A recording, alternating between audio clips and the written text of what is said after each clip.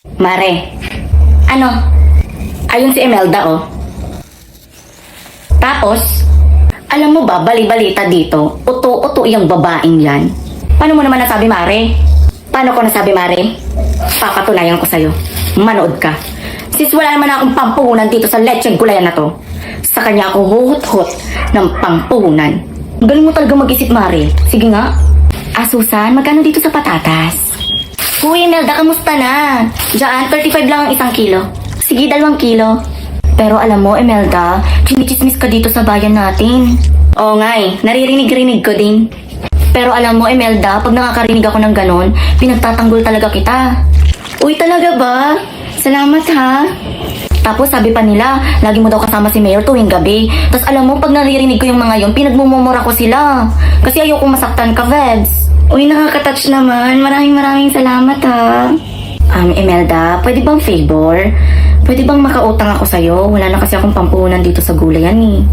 Sure. Oo naman. Wait lang, andito yun eh. O, diba? Sabi ko sa'yo. Ang galing mo talaga, Mare. Pabalato, ha? Ayun, nakuha ko na, Mare. Sige, akin na, Mare. Eto, oh.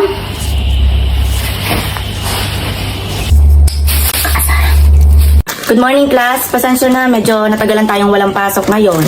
Kasi nagpa-rehistro din ako bilang isang botante. So, sino po yung iboboto niyo, ma'am? Sino nga bang iboboto ko? Hindi ko alam eh. Char. Kulay red yung buhok ko. Siyempre, BBM. Okay. Pero kung kayo tatanungin, kunwari botante kayo, sinong iboboto ninyo? So, ano laban ko doon? Mag-isa lang akong BBM. So, mag-start na tayo ng klase. Ito ay laging meron para sa mga estudyante sa ilalim ng pag-aaral o kinakailangan ay... Hoy, classmate, ano ba kayo? Kaninong music yun? Magagalit si ma'am. Hoy, hindi yun. Patayin yan. Class, tahimik na. May karaban kasi dito sila BBM, kaya expect nyo na may ingay. Tsaka maraming tao. Nakaka-addict naman yung kanta mang sobrang ganda. Oo, favorite ko din yan eh. Andiyan din kasi si Andrew E, kaya okay lang sa akin kahit maingay. Pero okay na, start na ulit tayo ng klase.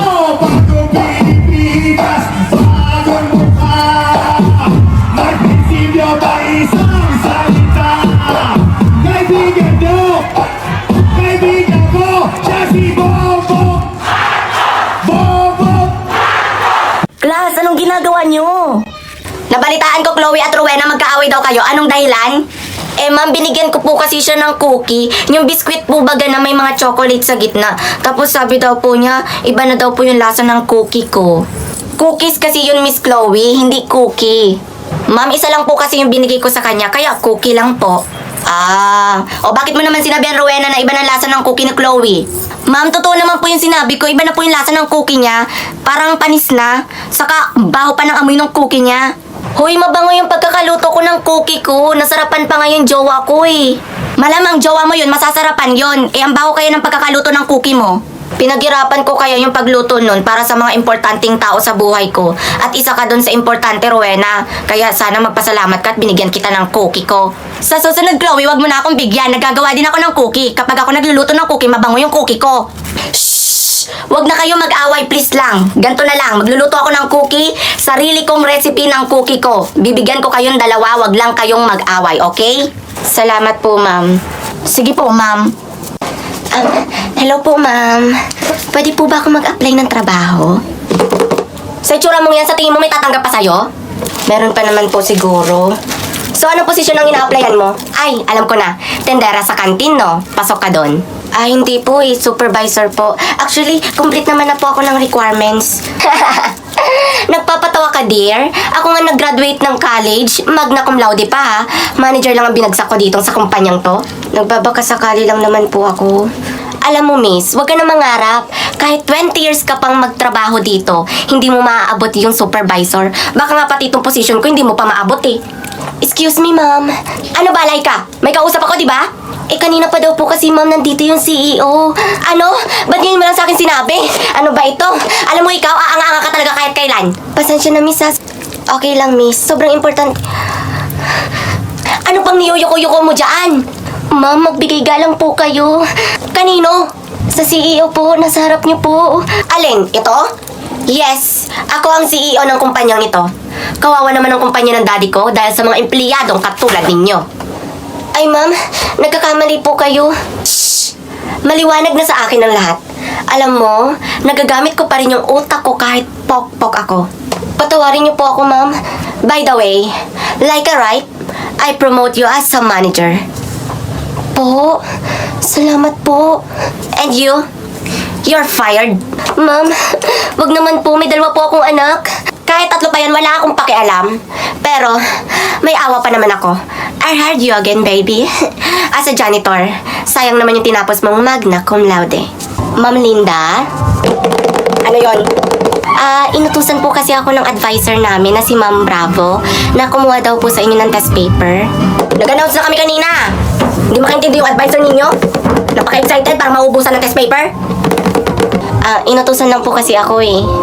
Eh kahit na sinunod-sunod mo pa naman. Kung kaedad lang kita, sinampal-sampal na kita. Ma'am Linda? Yes, sir. Pwede ba akong kumuha ng test paper? Sure. Why not? Like, what are you doing ba? We can talk about it naman, di ba?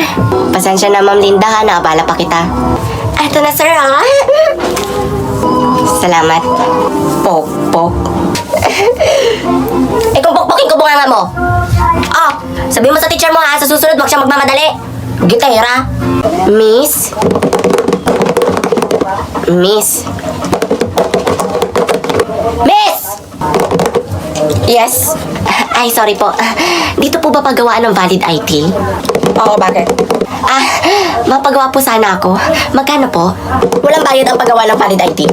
Ay, salamat naman. Mas makakatipid-tipid ako. Ito yung requirements mo. Birth certificate mo at saka isang valid ID. Miss, kaya nga po ako mapagawa ng valid ID kasi wala pa po akong valid ID. Kailangan nyo nga po, miss, mag-provide sa amin ng isang valid ID para mabigyan po namin kayo ng valid ID. Oo nga, ma'am. Kaya nga po nandito ako para magpagawa po ako ng valid ID kasi nga po, wala nga po akong valid ID. Required po yun sa company namin. Kailangan nyo po ng valid ID para nga po mabigyan nga po kayo ng valid ID. Eh, paano ako makakakuha ng valid ID? Eh, wala nga akong valid ID. Huwag kayong magalit sa akin, ma'am. Utos lang yun ng company namin. Since wala kayong valid ID, mag-fill up na lang po kayo ng requirements para magkaroon kayo ng valid ID.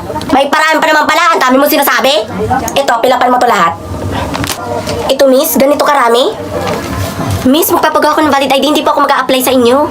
Mas matindi pa to sa thesis namin, Asan ba tong si Rowena?